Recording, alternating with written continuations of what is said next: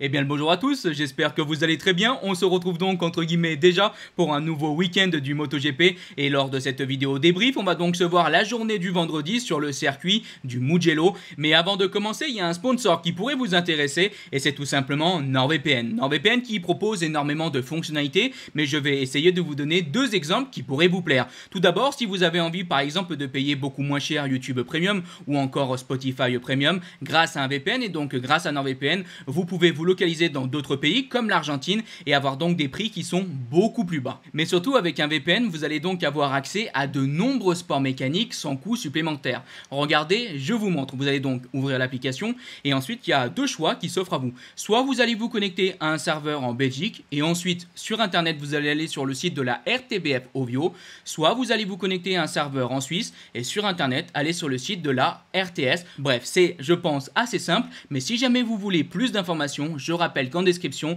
vous avez un tuto qui vous montre étape par étape comment tout ça fonctionne. Et pour conclure, en description ou encore en commentaire épinglé, vous avez aussi mon lien NordVPN qui va vous permettre d'avoir de très grosses promotions sur les abonnements d'un an ou encore de 2 ans, avec en plus des mois gratuits offerts. Donc n'hésitez pas à aller voir tout ça, surtout que vous avez une garantie satisfait ou remboursé de 30 jours. Bref, un grand merci à NordVPN d'avoir sponsorisé cette vidéo et un grand merci à tous ceux qui s'abonneront ou qui se sont abonnés. Ça permet évidemment de soutenir la chaîne. Allez, on est parti pour notre débrief. Bon, bah en tout cas, après cette journée du vendredi, il y en a des choses à dire. On en a vu du point de vue des rumeurs, mais aussi évidemment des chronos. Alors, comme on a pu déjà le dire en introduction, on va tout d'abord commencer par le classement de la première séance d'essai qui ne compte pas pour les places qualificatives de la Q1 et de la Q2. On retrouvait premier Maverick Viñales, deuxième Fabio Quartararo et troisième Franco Morbidelli. Ensuite, il y avait Pedro Acosta, Jorge Martin, Marc Marquez, Aleix Espargaro, Francesco Bagnaia, Alex Rins et pour compléter le top 10, Alex Marquez. Alors il faut une nouvelle fois savoir que lors de cette première séance d'essai, certains pilotes à la fin de la séance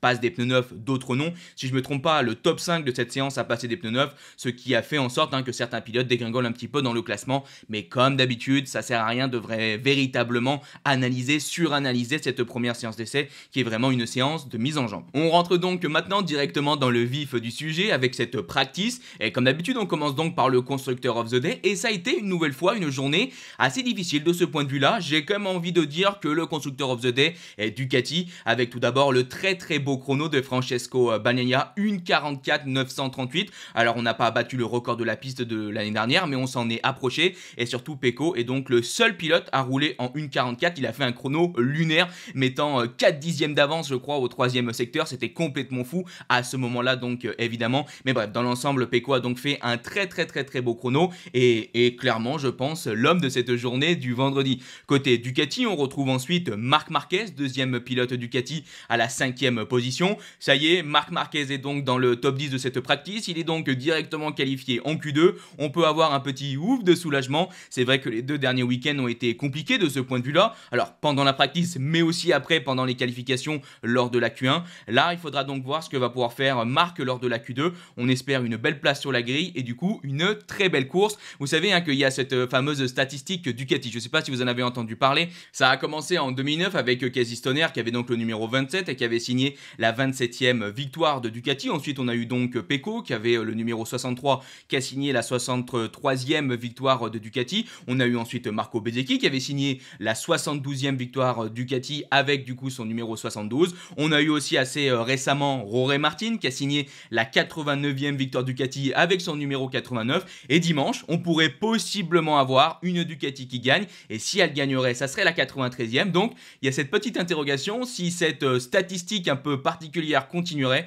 avec donc la victoire de Marquez. On verra bien. En tout cas, on repart dans quelque chose de plus concret avec ce classement. À la 6e position, on a donc Enea Bastianini qui a fait, je trouve, un bon boulot. Clairement, Enea Bastianini qui était un petit peu en difficulté dans cette première grosse partie de practice. Finalement, on est dans le top 10, donc très bien. On a un Jorge Martin, étonnamment, encore une fois, assez en retrait à la 7e place. Alors attention, évidemment, le job est fait, on est dans le top 10. Mais c'est vrai que depuis Barcelone, on voit un Jorge Martin un peu moins fort, entre gros guillemets, encore une fois, sur l'attaque attaque au chrono, on le voit moins conquérant, moins aux avant-postes. Alors est-ce qu'il y a aussi cette pression de cette décision de qui Ducati prendra en tant que pilote usine? Alors on va parler un petit peu de rumeurs. D'après donc les informations de la Gazzetta dello Sport et donc aussi de motorsport.com, Jorge Martin serait donc le prochain pilote Ducati usine pour cette saison 2025, aux côtés donc de Francesco Bagnaia.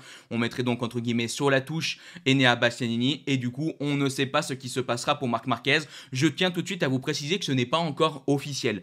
D'après les informations de Ducati, on nous annoncera ça après le week-end du Mugello, entre le week-end du Mugello et entre le week-end d'Assen. Alors il faudra voir quand exactement, mais pour l'instant on attend encore la véritable officialisation de Ducati. Donc bon, pas mal d'interrogations du point de vue des rumeurs, et vous allez voir que ce n'est pas les seules choses qu'on se demande lors de cette journée du vendredi. Parce que oui, vous savez qu'à l'avenir, on attend donc de savoir qui sera donc l'équipe satellite de Yamaha. D'après les propos de Lee Jarvis, on avait vu ça en vidéo, il devrait bien y avoir normalement officiellement une équipe satellite en 2025. Mais qui? Quelle équipe? On savait qu'il y avait donc de très grosses rumeurs sur le fait que possiblement Pramac pourrait donc rejoindre le constructeur japonais. Et bah ce n'est pas le cas. Officiellement, on nous a donc annoncé que Pramac allait rester chez Ducati et aura aussi officiellement 2 Ducati officiels pour la saison 2025. Donc ces grosses rumeurs de Pramac chez Yamaha, on peut mettre ça maintenant de côté, et il faudra savoir finalement mais qui sera le team satellite. Ça je vous le dis tout de suite, pour l'instant on ne sait pas. Il faudra aussi attendre les jours, semaines, peut-être mois à venir. Allez, on revient en tout cas du côté de ce classement avec le dernier pilote Ducati du top 10, c'est Alex Marquez à la 8e position. Très belle journée pour Alex Marquez, ça fait vraiment plaisir, ça donne le sourire parce que lui, il a un début de saison compliqué, Alex Marquez. Et là, on sait qu'ici au Mugello, il peut être performant, il peut faire de belles choses. Donc le voir dans le top 10, ça fait plaisir. Alors pour les autres pilotes Ducati, vous l'avez compris, on est donc en dehors du top 10. Une nouvelle fois, on retrouve donc les pilotes VR46, Fabio Di Antonio est 12e, Marco Bezzecchi est donc 14e. Et on retrouve aussi donc le pilote Pramac, Franco Morbidelli à la 15e position. Un petit peu dommage évidemment pour ces hommes-là, mais on sait, en tout cas pour les pilotes VR46, qu'il y a cette adaptation des fois à la Ducati 2023 qui est assez compliquée, surtout du point de vue de Marco Bezzecchi.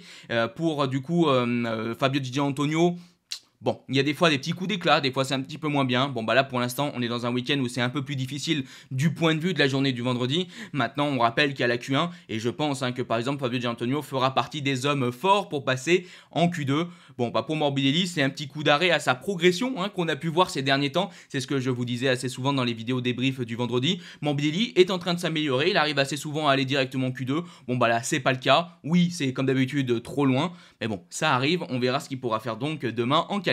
Mais ce qui est sûr, c'est que demain, lors de cette qualif, il y a du très beau monde et on va donc parler d'un nouveau constructeur, c'est KTM. Alors tout d'abord, on va parler de celui qui est arrivé une nouvelle fois à faire briller la marque, c'est Pedro Acosta, classé donc 3e de cette practice. Un Pedro Acosta qui a chuté quand même 2 fois. Il y a eu aussi une image assez marrante où il a voulu repartir sur un scooter alors qu'on était en pente et le scooter n'y arrivait pas. On voit Pedro Acosta qui repart à l'arrière, qui pousse le scooter. Bref, une petite image, mais une image que j'ai trouvée assez marrante quand même à voir. En tout cas, Pedro Acosta est donc le seul pilote KTM dans ce top 10. Oui, je sais, c'est quand même assez fou. Donc c'est génial pour lui. Une nouvelle fois, il est très performant malgré les chutes. On a vu qu'il a ce truc des grands champions. On chute, on repart sur la moto et paf, on claque des chronos. Très impressionnant une nouvelle fois. Par contre, c'est vrai que pour les autres pilotes KTM, c'est très dur. Brad Binder est donc 13e, Jack Miller est 17e. On a aussi donc la présence de Paul Espargaro qui est 18e. Donc dans l'ensemble, pour les pilotes KTM usine, on est vraiment très loin. Et sinon, pour le coéquipier de Pedro Acosta, Augusto Fernandez, lui, il est avant-dernier à la 23e position. Alors chez KTM aussi, il y a de nombreuses rumeurs d'une possible arrivée de Marc Marquez dans le team usine ou encore dans le team Gaz. Je vous le dis, lors de cette journée du vendredi, on a eu 50 rumeurs, 50 choses. Alors moi, vous le savez, j'adore ça. Mais je veux pas non plus trop en parler pendant les vidéos débrief parce que c'est pas le cœur de la vidéo. Mais vous imaginez bien que dans les prochains jours, on se fera des vidéos sur l'actualité et on essaiera de revenir un petit peu plus en détail sur tout ça. Allez, on passe donc à un nouveau constructeur qui est arrivé à placer 3 pilotes dans le top 10 et c'est Aprilia. Et par contre, je pense que c'est quand même une sacrée surprise parce que le premier pilote Aprilia, c'est pas Aleix Espargaro, c'est pas Maverick Viñales, c'est pas Raúl Fernandez après le week-end de Barcelone, on pourrait l'imaginer, c'est Miguel Oliveira qui est donc 4e. En voilà une de belles surprises, en voilà une de très beaux résultats, en voilà un de très beaux résultats, pardon, on va essayer de parler quand même à peu près bien français. C'est Miguel Oliveira, le portugais, qui va nous claquer un super chrono et je suis vraiment très content parce qu'on sait que que bon bah voilà, lui aussi pour cette première partie de saison, c'est difficile, on rame, on rame, on rame. Bon bah là, on a vu Raúl Fernandez donc briller lors du week-end de Barcelone, et bah là maintenant c'est le tour de son coéquipier, et ça c'est vraiment super. Du côté donc des pilotes usines, on retrouve donc à la 9e position Maverick Viñales et à la 10e place Aleix Espargaro, un petit peu limite donc pour les deux pilotes usines. Alors pour Aleix, ça a été vraiment une journée du vendredi un peu complexe, donc ça ne m'étonne pas qu'il était à la limite donc de sortir de ce top 10. Par contre pour Viñales, j'imaginais un peu mieux, parce qu'il a été vraiment très bien lors de la FP1, il a été vraiment très bien aussi dans une grande partie de la practice, étant très souvent aux avant-postes. Là, ça a été chaud quand même pour Viñales, mais bon, le boulot est fait et les cartes seront donc évidemment redistribuées pendant cette Q2. Sinon, pour le dernier pilote Aprilia, c'est le pilote évidemment en Trackhouse, c'est Raúl Fernandez qui malheureusement termine à la 16e place. Lui aussi, à un moment, il a eu quand même un petit ticket pour se mettre dans le top 10. Bon, bah malheureusement, il a raté sa chance. On verra bien ce qui se passera demain. Allez, avant de parler des constructeurs japonais, je voulais vous faire un petit point sur quelque chose que j'ai trouvé complètement dingue. On a donc appris qu'il y avait tout simplement un nouveau système aujourd'hui au sein de ce championnat du monde moto. On a pu donc l'apercevoir en Moto 2, mais aussi donc en MotoGP. On a appris qu'il y avait deux usines qui l'utilisaient, c'est Yamaha et donc Ducati, et c'est un système qui permet de tout simplement voir l'efficacité des pneumatiques, de pouvoir tout simplement se rendre compte quel est le meilleur pneu ou non que l'on a en notre possession. Alors je tiens quand même tout d'abord pour commencer à vous rappeler que Michelin donne au hasard des pneumatiques et que les équipes et constructeurs ne peuvent pas ensuite les redonner. On ne peut pas prendre un pneu, le tester, dire ah ouais non il est pas super, je vous le rends. Non, évidemment ça permet juste ce nouveau système de pouvoir tester les pneumatiques, mais après que tu aies un pneu qui entre guillemets est super ou un pneu par malchance qui est moins bien, tu es quand même obligé de le garder. Alors comment ça fonctionne? C'est une petite machine qui tient vraiment dans la main. On vient la mettre au-dessus du pneumatique, ça va faire un petit trou, ça va envoyer des ondes dans ce pneu, et ensuite dans un logiciel, on va pouvoir voir si le pneu est oui ou non, entre guillemets, performant. Alors au sein de ce logiciel, à gauche, on va donc avoir la première mesure, c'est l'hystérésis, qui est donc l'usure du pneumatique, et ensuite on va donc avoir une autre mesure en bas, qui est tout simplement l'adhésion de ce pneu, et on va donc, avec ce logiciel, pouvoir voir le pneu où c'est qui se situe par rapport à ces deux mesures. Et donc on a un petit point qui est entre guillemets le point idéal, et non ensuite on va donc avoir un petit point dans le logiciel qui nous place par rapport à ce point idéal, et donc on peut se rendre compte plus on s'approche de ce point idéal, si notre pneu qu'on vient de tester est entre guillemets un pneu très performant. Et évidemment, il faut le savoir, du point de vue des pneumatiques, on n'a pas des pneus qui sont totalement parfaits, on n'a pas des pneus qui se ressemblent exactement, on a des différences, et donc entre guillemets, on a des meilleurs pneus et des moins bons pneus. Et donc avec ce nouveau logiciel, ça permet de par exemple mettre entre gros guillemets les moins bons pneus, par exemple en FP1. On se donne un exemple, on a un nouveau pneu soft, on le teste, on se rend compte qu'il est un petit peu moins bon que ce que devrait être la normale, et on va passer ce pneu soft en FP1. Et tous les meilleurs softs, on va évidemment les garder, par exemple pour la qualification ou encore les courses. Bref, c'est un logiciel qui est très technique, mais super intéressant, et je vous avoue être très étonné de voir qu'en MotoGP, on n'a que deux constructeurs qui ont ce système, comme j'avais pu vous le dire, Yamaha et Ducati, et que les autres n'ont pas ça, parce que c'est quand même quelque chose qui, je pense, peut changer la donne. Voilà un petit point technique. Alors je suis pas un pro, donc j'espère que je vous ai quand même expliqué d'une manière assez correcte et que surtout vous avez bien compris mes explications. On a pu donc apprendre ça par les images et les caméras donc de Canal+, et j'ai trouvé ça complètement génial.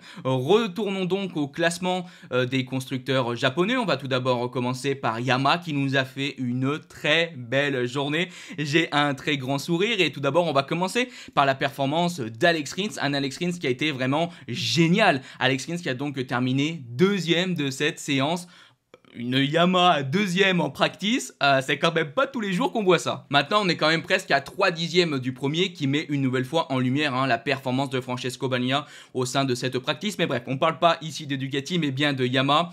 Vraiment, Alex Rins qui est de plus en plus rapide, et du point de vue du time attack est absolument exceptionnel. Il faut quand même le noter, parce que rappelez-vous, à Barcelone, si je me rappelle bien, il était 8ème, en tout cas il était donc directement qualifié en Q2. Là il arrive aussi à faire un chrono absolument génial, et il semble qu'il était tout seul. Il y avait pas mal de pilotes derrière lui, donc on ne sait pas trop s'il les a doublés au sein donc de son tour, parce que c'était pas assez filmé, mais à la fin en tout cas il était devant tout ce groupe, donc on a même l'impression qu'il n'a pas pris de roue.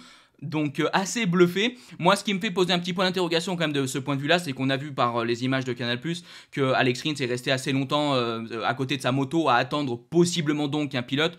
Donc ça serait quand même logique qu'il ait pris une roue. Mais c'est ce qu'on a dit plus d'une fois, par exemple la saison dernière. Oui, prendre une roue sûrement que ça aide, mais il faut quand même aller le chercher le chrono. Et pour arriver à placer une Yamaha à la 2e position, je peux vous dire qu'il faut clairement faire un chrono absolument génial. Donc roue ou pas roue, vraiment un immense bravo à Alex Rins. Alors malheureusement, même s'il a aussi fait, je trouve, une belle journée, mais il n'est pas dans le top 10, c'est Fabio Quartararo. Il a donc échoué à la 11e position. On est vraiment pas loin pour Fabio Quartararo, précisément à 19 millièmes du 10e. Bon, bah ça c'est vraiment dommage, parce que c'est vrai que de retrouver les 2 pilotes Yamaha dans le top 10, alors là ça aurait été l'apothéose. Je pense qu'on aurait tous été comme des petits fous.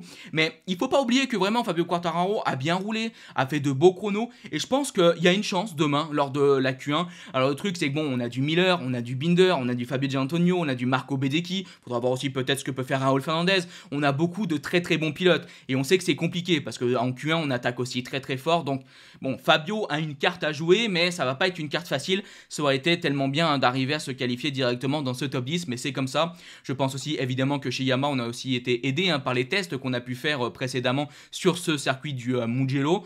Donc bon bah voilà, je trouve quand même que dans l'ensemble, malgré un Fabio pas dans le top 10, que c'est une très belle journée pour Yamaha. Vraiment, je suis super content, un grand sourire, parce que oui, évidemment qu'on voudrait retrouver tous les pilotes en Q2, mais déjà de ce que l'on a pu voir de Fabio en termes de rythme de course ou même en termes de chrono de time attack, c'est déjà très bien. Et pour Fabio, bah, avec la performance de Rins, on se rend compte qu'on peut faire mieux. On peut faire mieux du point de vue du time attack pour le pilote français.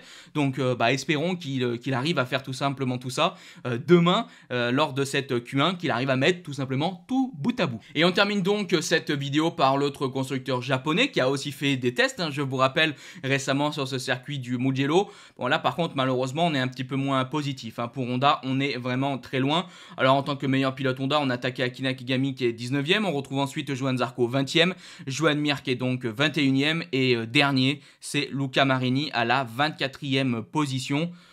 Bon, bah voilà, j'ai l'impression que je termine les vidéos débrief avec Honda toujours de la même manière, en vous disant bon bah c'est compliqué, on croise les doigts, on verra bien ce qui va se passer à l'avenir. Et bon bah clairement j'ai pas vraiment plus de choses à vous dire pour cette vidéo débrief là. Bon, qu'est-ce qu'on est loin, qu'est-ce que c'est dur. Il n'y a pas vraiment d'espoir véritable, en tout cas à court terme. On voit que pour Yamaha, il y a des choses qui sont en train de se passer. On voit Yamaha de mieux en mieux, et ça me rend vraiment super heureux. J'aimerais maintenant que ce soit aussi le cas pour Honda, mais pour Honda, il y a encore véritablement une grosse marche encore à franchir. Mais Yamaha semble commencer à passer cette marche. Bah, peut-être qu'à l'avenir, Honda y arrivera. En tout cas, on croise les doigts. Bref, je voulais aussi donc terminer par la vitesse max. Je vous rappelle que sur ce circuit du Mugello, on a donc fait le record de la plus grande vitesse de pointe, 366,1 km/h. C'était donc Brad Binder qui avait réalisé ça. Et ben on a donc égalé cette meilleure vitesse de pointe ici au Mugello. C'est Paul Espargaro qui a fait donc aussi 366,1. Alors on a égalé, pas battu le record. Bon, bah faudra donc voir ce que l'on pourra faire dans la suite du week-end, mais on s'approche de possiblement un nouveau record de battu en MotoGP. Bref, pour moi on est donc arrivé à la fin de cette vidéo débrief. Dans l'ensemble, j'espère qu'elle vous a plu. Et si elle vous a plu, n'hésitez pas à la liker, partager, commenter. On se donne donc rendez-vous dimanche pour la vidéo débrief de cette journée du MotoGP, de la course évidemment du MotoGP. Bref, je vous dis bye bye les potes, ciao.